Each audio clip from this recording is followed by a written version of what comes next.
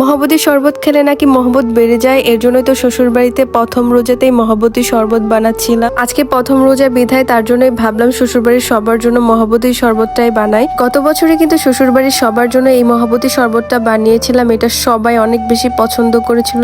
তাই এই বছরই প্রথম এই ভাইরাল মহাবতী শরবতটা বানাইতেছিলাম।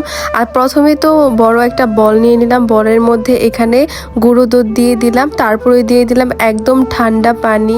বড় একটা বলের মধ্যে দুধের মধ্যে অনেকগুলো ঠান্ডা পানি দিয়ে দিলাম। আর এরপরই তো লাগবে তরমুজ, যেহেতু মহাবতী শরবত বানাবো এর জন্য তো তরমুজটা মাস্ট বি লাগবে।